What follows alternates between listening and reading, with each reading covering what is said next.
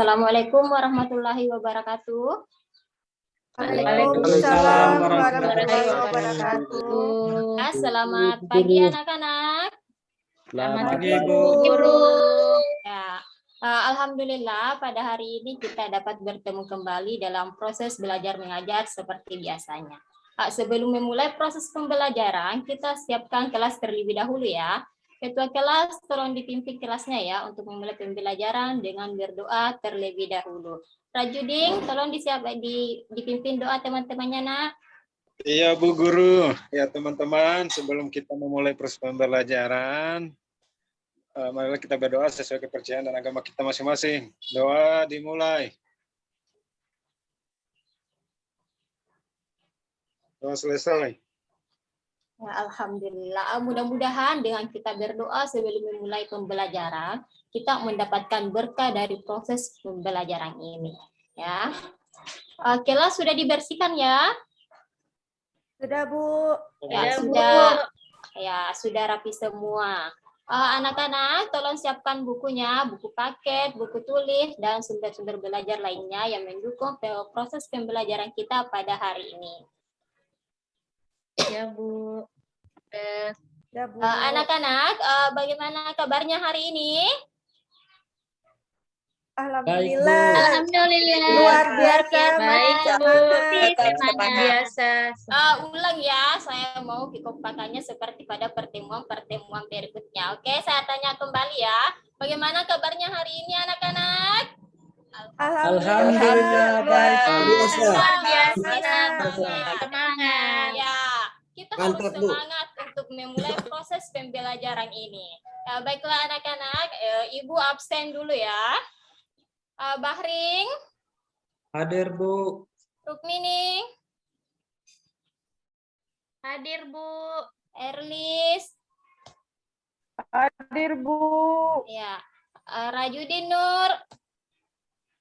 Hadir selalu Bu.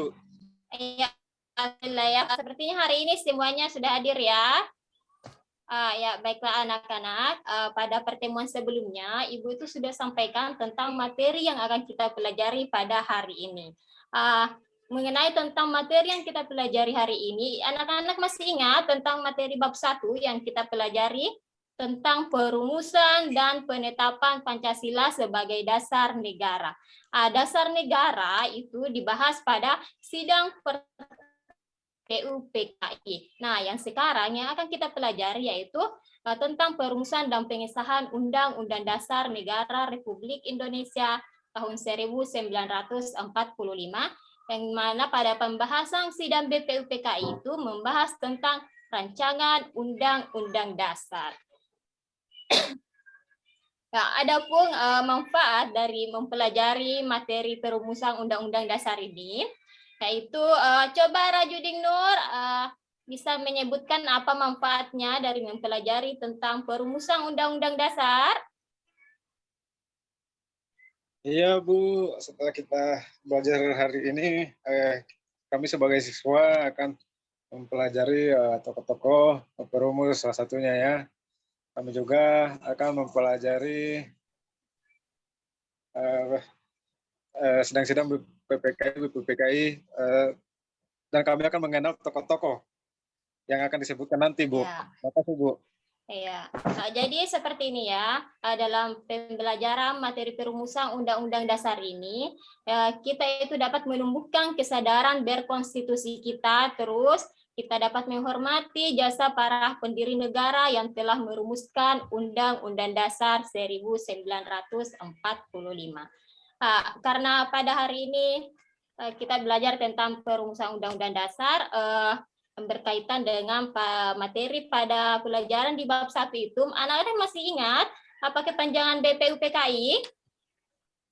Saya, Bu. Ya, Bu. Ya, silakan Bahrin. Apa Bahrin? BPUPKI adalah Badan Penyelidik Usaha-Usaha Persiapan Kemerdekaan Indonesia, Bu. Iya, luar biasa. Tepuk tangan dulu untuk temannya ya, masih ingat pelajaran sebelumnya. Baiklah nak, pada pembelajaran ini kita akan menggunakan model pembelajaran problem based learning dengan menggunakan metode diskusi. Maka dari itu Ibu akan membagi kalian dalam beberapa kelompok ya. Untuk kelompok pertama ada Bahrin, Rukmini, dan Erlis.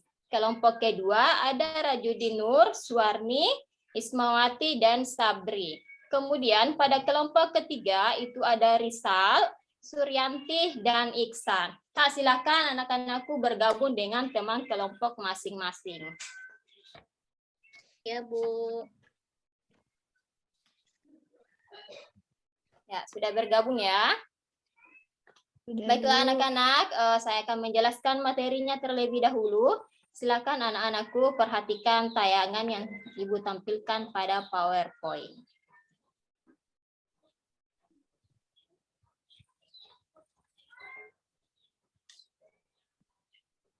Sudah terlihat, Nak? Sudah, Bu, sudah. Ya, jadi pada pembelajaran hari ini yang kita pelajari itu tentang perumusan dan pengesahan Undang-Undang Dasar Negara Republik Indonesia tahun 1945. Adapun kompetensi dasar dalam pembelajaran ini yaitu menganalisis kesejarahan perumusan dan pengesahan Undang-Undang Dasar Negara Republik Indonesia tahun 1945. Kemudian menjelaskan proses kesejarahan perumusan dan pengesahan Undang-Undang Dasar Negara Republik Indonesia tahun 1945. Ini tujuan pembelajaran kita pada hari ini yaitu setelah melalui proses pembelajaran, anak-anakku diharapkan dapat menjelaskan tentang pengertian konstitusi, kemudian menjelaskan tentang perumusan Undang-Undang Dasar, dan menganalisis hasil sidang kedua BPUPKI. Ya. Karena untuk pertemuan kali ini yang kita bahas itu adalah tentang perumusan Undang-Undang Dasar, kita akan membahas terlebih dahulu tentang konstitusi. Anak-anakku ada yang tahu apa itu konstitusi? Bu, saya Bu. Ya, silahkan Suwarni. Undang-Undang Dasar, Bu. Ya, Undang-Undang Dasar. Jadi konstitusi ini tuh berarti adalah Undang-Undang Dasar atau hukum dasar tertulis. Jadi hukum konstitusi itu terbagi menjadi dua ya. Nah, ada ada konstitusi tertulis dan ada konstitusi tidak tertulis. Yang mana konstitusi tertulis itu memuat tentang aturan-aturan pokok dasar negara, dan konstitusi tidak tertulis itu biasa kita sebut dengan konvensi ya, seperti itu ya. Kemudian karena kalau di dalam ketatanegaraan itu kan kita diatur oleh yang namanya Undang-Undang Dasar atau hukum dasar tertulis. Yang namanya undang-undang itu berarti kita berbicara tentang aturan ataupun hukum yang mana hukum itu bersifat mengikat dan memaksa ya, seperti itu ya. Jika dalam suatu negara kita diatur oleh undang-undang atau hukum yang mana ketika menyimpan dari aturan tersebut tentu kita akan mendapatkan sanksi di dalamnya ya, seperti itu ya. Begitupun dengan kehidupan kita di sekolah. Di sekolah juga kita punya yang namanya aturan ya, yaitu kita harus patuh pada tata tertib yang ada di lingkungan sekolah kita ya, seperti itu ya Naya. Oke, sekarang kita masuk pada tahapan perumusan Undang-Undang Dasar. Anak-anakku ada yang tahu kapan Undang-Undang Dasar itu dirumuskan? Bahri? Saya, Bu. Ya. Pada saat sidang BPUPKI, Bu, yang kedua. Iya, benar sekali. Anak-anakku, ya. Coba diperhatikan ya pada gambar yang Ibu tampilkan. Di situ ada gambar apa, Nak? Gambar proses persidangan, Bu. Iya, proses persidangan. Iya, gambar persidangan. Ini adalah gambar persidangan BPUPKI ya. Jadi perumusan Undang-Undang Dasar itu dilakukan pada tanggal 10 Juli 1945 dengan dimulainya sidang kedua BPUPKI ya. Jadi Undang-Undang Dasar ini sendiri pun disahkan pada tanggal 18 Agustus 1945 atau bertepatan sehari setelah proklamasi kemerdekaan itu dibacakan oleh Presiden Republik Indonesia yaitu Insinyur Soekarno. Ya. Dalam dalam masa persidangan kedua dibentuk panitia hukum dasar dengan anggota 19 orang yang diketuai oleh Insinyur Soekarno. Dalam anggota ini pun dibentuklah panitia kecil ya, ada panitia kecil yang dibentuk dalam sidang kedua ini. Yang pertama itu ada panitia perancang Undang-Undang Dasar, yang mana panitia perancang Undang-Undang Dasar ini itu diketuai oleh Insinyur Soekarno. Kemudian ya panitia perancang keuangan dan perekonomian itu diketuai oleh Muhammad Hatta. Dan yang terakhir ada panitia perancang pembelah tanah air yang diketuai oleh Abikusno Joko Soejoso. Ya, dalam sidang kedua BPUPK ini bertujuan itu tentang membahas bentuk negara, yang mana kita ketahui bahwa bentuk negara Indonesia itu adalah negara kesatuan, yaitu Republik Indonesia. Dalam sidang kedua BPUPK juga itu membahas tentang wilayah negara. Wilayah negara yang mana kita ketahui bahwa syarat terbentuknya suatu wilayah, syarat terbentuknya suatu negara itu membutuhkan yang namanya wilayah. Kemudian kewarganegaraan, rancangan Undang-Undang Dasar, ekonomi dan keuangan. Kenapa di dalam BPUPK juga itu perlu membahas tentang ekonomi, keuangan dan pendidikan? Itu tidak lain adalah untuk kemajuan hidup suatu bangsa. Ya, seperti itu ya anak-anak ya. Seperti itu pemaparan dari Ibu. Untuk anak-anakku sekalian, saya ketua kelasnya saya bagikan LKPD-nya dulu ya. Ya, anak-anakku silakan perhatikan LKPD yang Ibu bagikan. Ya, di dalam LKPD tersebut, nah itu ada petunjuk bagaimana cara mengerjakannya. Namun Ibu akan menjelaskan sedikit ya, siapa tahu anak-anakku ada yang masih kurang paham tentang LKPD-nya.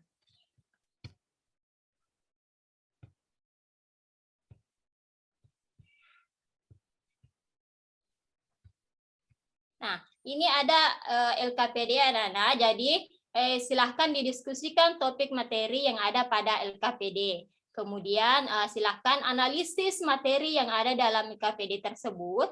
Kemudian nanti hasilnya akan dilaporkan dan dipresentasikan di depan kelas ya, seperti itu ya Nak ya. Nah, ini tugasnya ya. Nah, silahkan diskusikan materi tentang perumusan Undang-Undang Dasar ini. Silahkan dikumpulkan informasi atau saling berbagi informasi tentang perumusan Undang-Undang Dasar ini. Ya, Ibu kasih waktu 15 menit ya untuk berdiskusi dengan teman kelompoknya.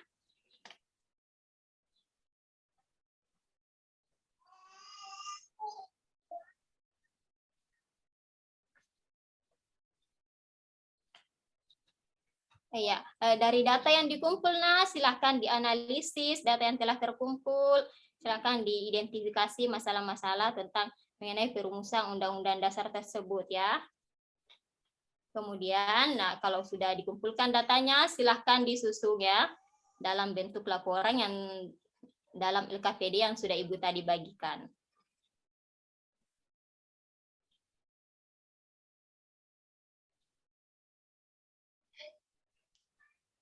Sudah, Bu. Iya, kelompok berapa? Oh ya, Rajudin Nur di kelompok 2 sudah ya. Bagaimana kelompok 1 dengan kelompok 3?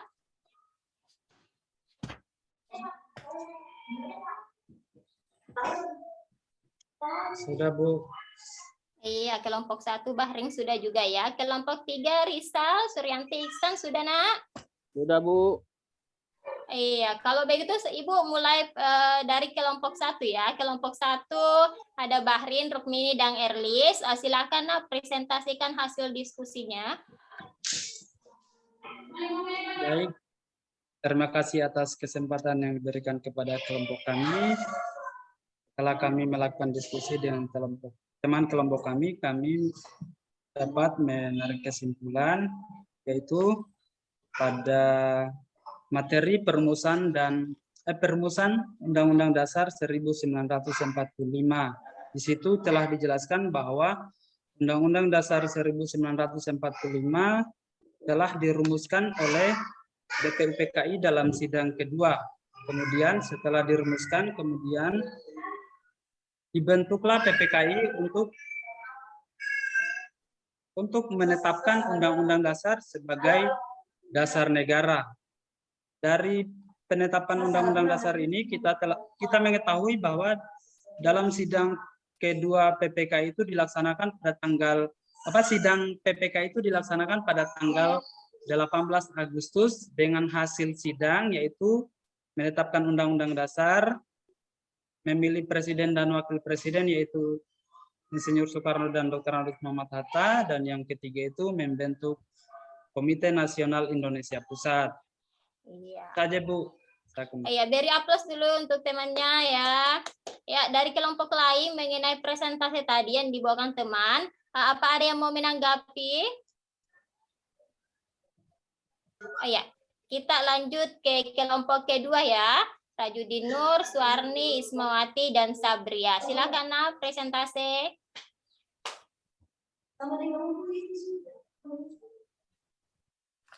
Makasih Bu Guru. Kami dari kelompok 2 akan mempresentasikan, tapi sebelum saya presentasikan saya perkenalkan dulu kelompok saya Bu Guru. Ada Suwarni, angkat tangan Suwarni. Ada, Bu. Angkat tangan Isma. Sabri, angkat tangan. Bu Guru lihat. Tema. Itu dari kelompok kami akan membacakan hasil kami dalam sidang kedua PPKI tanggal 10 sampai 17 Juli 1995. Semua setuju dengan dasar itu. Maka PPKI itu membentuk panitia dasar hukum tertulis untuk menyusun isi Undang-Undang Dasar. Pada masa itu, bagian Undang-Undang Dasar itu disebut batang tubuh Undang-Undang Dasar. Panitia dasar hukum tertulis tersebut beranggotas 19 orang yang diketuai oleh Soekarno. Terima kasih. Itulah hasil diskusi kami. Lebihnya mohon dimaafkan. Saya kembali ke Ibu Guru. Iya, beri aplaus dulu untuk yang sudah presentasikan. Ya, dari kelompok tadi, apa dari kelompok lain ada yang mau menanggapi? Oh iya, kita lanjut saja ya ke kelompok terakhir. Itu ada Rizal, Suryanti, dan Iksan. Nah, silakan dipresentasikan hasil diskusinya.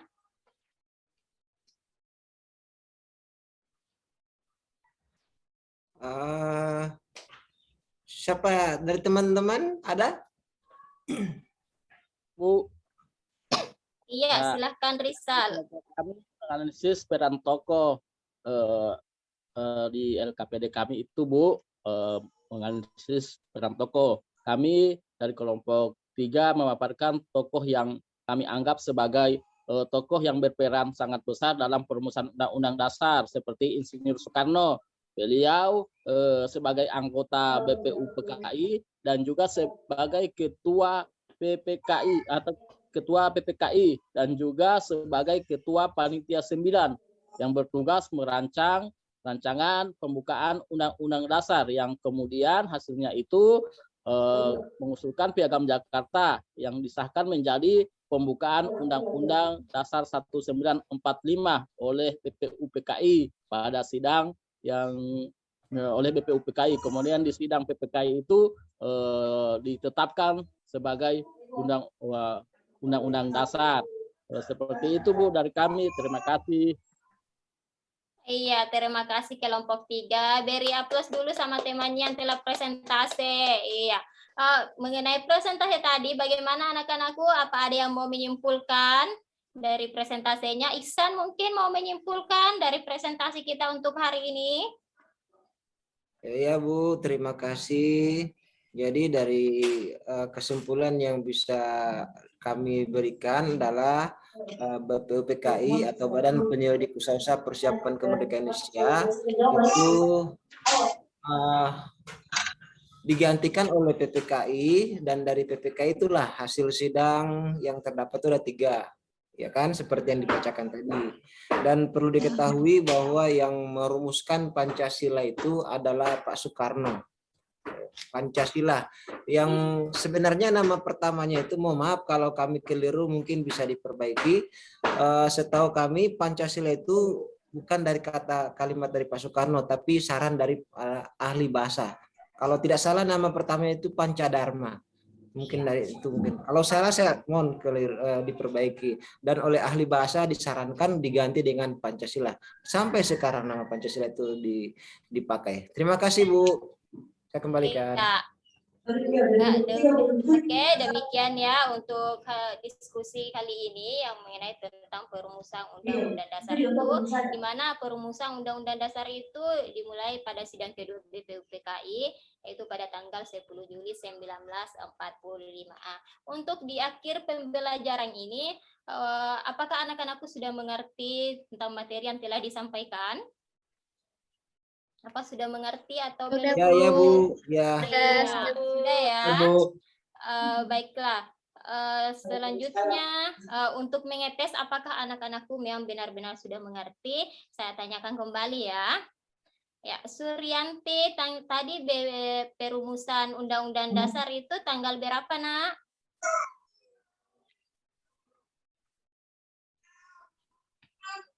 Ya, perumusan Undang-Undang Dasar tadi tanggal berapa? Siapa yang tahu?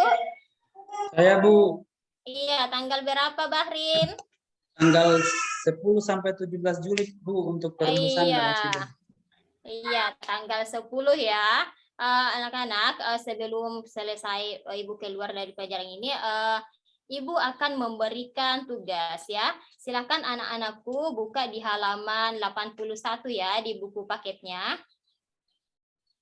Ya, silahkan dikerjakan. Ibu kasih waktu 5 menit ya untuk mengerjakan.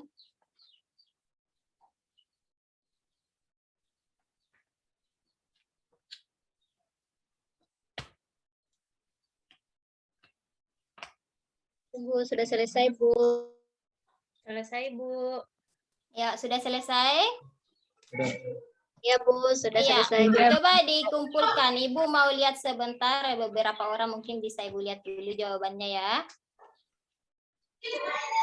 Oh iya, jawaban Sarni, iya sudah bagus ya. Rukmini juga sudah bagus. Ya, baiklah anak-anakku, mungkin cukup sekian untuk pembelajaran pada hari ini. Pada pertemuan berikutnya, ya, Ibu akan membahas tentang pengesahan Undang-Undang Dasar. Jadi kalau pada hari ini kita membahas tentang perumusan, pada pertemuan berikutnya kita akan membahas tentang pengesahannya. Namun sebelum menutup pembelajaran ini, ada baiknya kita berdoa terlebih dahulu ya. Silahkan dipimpin doa ketua kelasnya. Iya Bu Guru. Iya, silakan dipimpin doa dulu. Teman-teman, kita belajar hari ini, marilah kita berdoa seperti anak-anak kita masing-masing. Doa dimulai.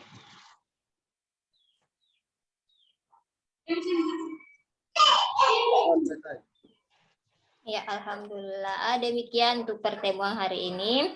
Assalamualaikum warahmatullahi wabarakatuh. Anak-anakku jangan lupa ya belajar kalau sampai di rumah. Iya. Assalamualaikum. Waalaikumsalam. Baik, terima kasih. Selanjutnya saya silakan ke. Iya. Oke, ya silakan Bu. Ya, makasih Pak. Ibu Rahmani luar biasa.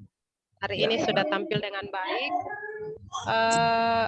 Ya Pak, dari orang pertama hari kemarin sampai hari ini masih tetap yang sama.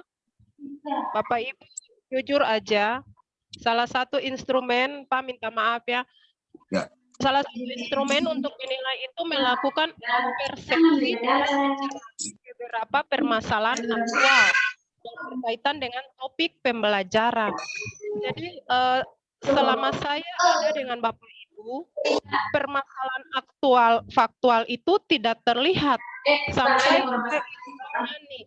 Artinya begini Bapak Ibu, apa yang bisa Bapak Ibu sampaikan, masalah apa yang terjadi, yang benar-benar ada di lingkungan Bapak Ibu, yang berkaitan dengan topik pembelajaran hari ini.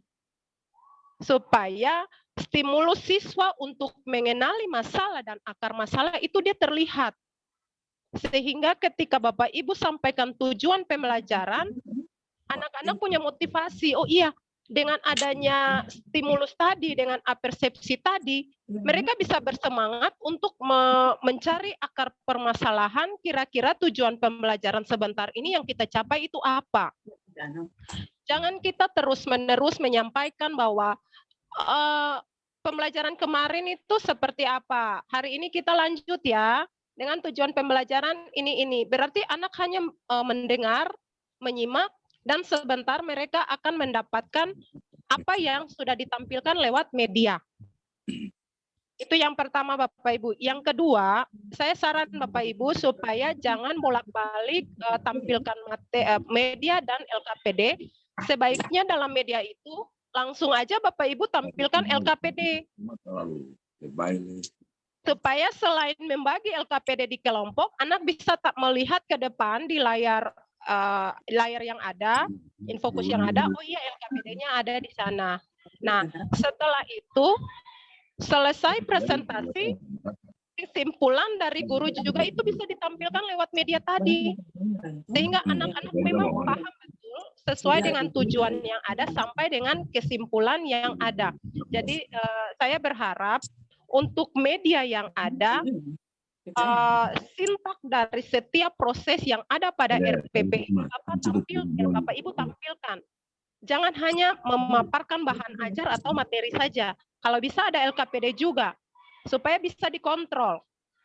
Oh iya, soal nomor 1 ini dijawab oleh kelompok ini. Soal nomor 2 dijawab oleh kelompok ini lewat tampilan media yang ada. Nah, terakhir juga Bapak Ibu memberikan soal, itu bisa ditampilkan juga lewat media yang ada. Sehingga tidak menyita waktu Bapak Ibu untuk membagi soal, membaca soal, kan sudah ada di tampilan media tadi tuh. Sehingga waktu yang diberikan juga tepat dan proses belajar mengajar juga bisa berjalan dengan baik. Itu aja Bapak Ibu, sedikit saran masukan untuk media yang ada biar tampilkan LKPD selain ada di lembaran-lembaran yang Bapak Ibu bagikan. Bapak dosen itu aja, terima kasih. Baik Ibu. Ya. Terima kasih Ibu. Biasa, iya Ibu. Baik, Bapak Ibu, Anda bersyukur punya guru pamong seperti Ibu C, luar biasa. Itu yang mau saya bilang dulu. Bapak Ibu tolong catat ya apa yang yang belum ya, mau yang sudah tampil atau yang belum tampil itu masukan. Memang secara umum dari hari kemarin sampai hari ini saya melihat memang kekurangan Bapak Ibu itu ada di apersepsi. Seandainya apersepsi Bapak Ibu itu berjalan dengan baik, maka pembelajaran itu juga cenderung akan lebih baik. Kemampuan kita menarik sebuah persoalan yang real di lapangan ke dalam materi pembelajaran, tapi dengan mempertimbangkan relevansi materinya, itulah yang kita harapkan dari Bapak Ibu. Itu yang belum nampak dan belum terlihat. Kalaupun ada, tapi dia tidak terlalu relevan. Jauh, agak jauh sedikit. Sehingga pada sesi yang namanya apersepsi itu tujuannya adalah untuk menyiapkan mereka, memberi motivasi, menstimulisasi mereka sampai kepada mereka itu paham dan siap. Bahkan pada momen itu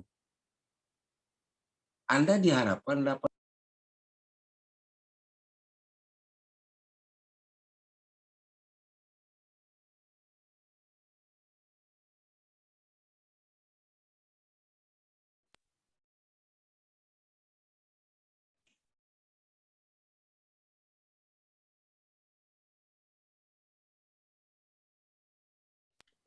merangsang mereka berpikir, mereka mau bertanya dan sebagainya. Itu sebenarnya yang dimaksud dengan apersepsi tadi.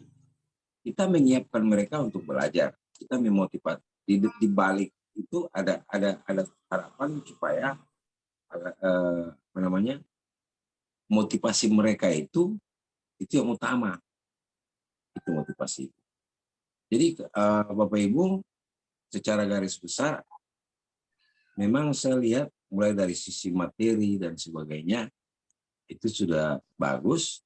Hanya saja ada penekanan-penekanan pada ranah apa namanya tekanannya pada pedagogik. Itu yang saya rasa harus dipacu lagi. Baik itu persepsi penilaian awalnya ataukah post-testnya itu, kemudian pelaksanaannya di situ terlihat dan tergambar metode dan strategi, kemudian pendekatan dan sebagainya yang bisa kita lihat dari situ. Jadi di samping kontennya, Bapak Ibu, guru itu senjatanya adalah keterampilan tadi. Materi itu amunisinya, betul. Tapi pedagogi kontennya itu harus sejalan, harus seimbang.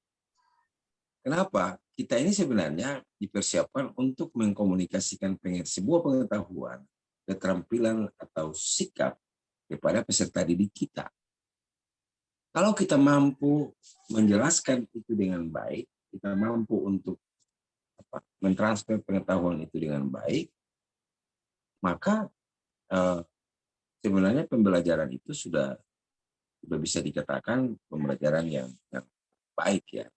Tapi belum tentu pembelajaran yang baik itu dia inovatif. Nah, saya melihat belum terlalu banyak inovasi-inovasi yang dibuat berdasarkan rencana aksi yang sudah Bapak Ibu buat. Olehnya itu saya kira perlu untuk dipahami bersama bahwa di samping konten atau isi KPKN-nya itu, yang terpenting sebagai seorang guru itu adalah bagaimana keterampilan dia mentransfer pengetahuan tadi. Terus keterampilannya, bagaimana sikap yang dia tunjukkan. Jadi tadi yang dibawakan oleh Ibu Rahmania itu saya melihat agak baik. Luar biasanya itu ada pada materi dan antusiasme dia untuk membuat penguatan atau reinforcement kepada siswanya. Itu luar biasa. Sudah nampak sekali bagus. Hanya saja itu yang saya maksudkan.